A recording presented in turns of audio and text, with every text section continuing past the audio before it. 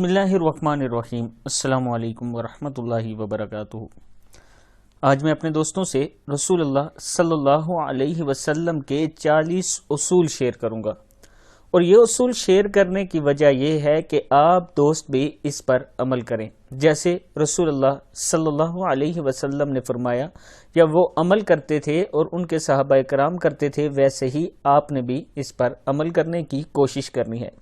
انتہائی آسان عمل ہیں، انتہائی آسان اصول ہیں۔ میں اپنے تمام دوستوں سے گزارش کروں گا کہ ضرور ان پر عمل کرنا آپ دوست۔ تو سٹارٹ کرتے ہیں۔ بسم اللہ الرحمن الرحیم۔ آپ صلی اللہ علیہ وسلم نے فرمایا، فجر اور اشراق، عصر اور مغرب اور عشاء کے دوران سونے سے باز رہا کرو۔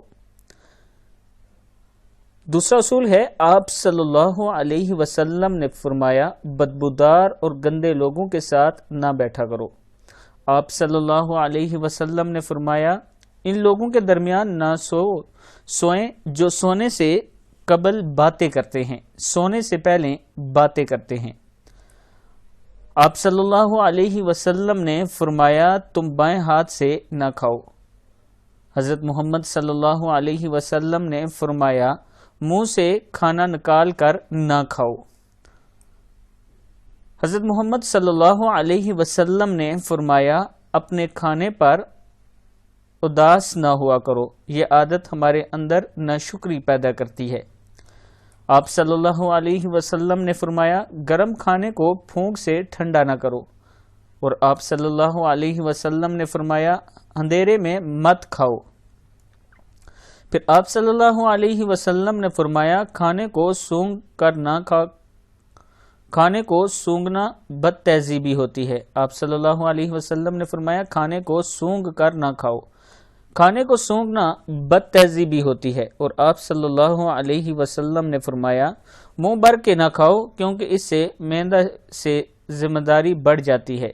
آپ صلی اللہ علیہ وسلم نے فرمایا، منہ بھر کے نہ کھاؤ، کیونکہ اس سے معدے کی ذمہ داری بڑھ جاتی ہے۔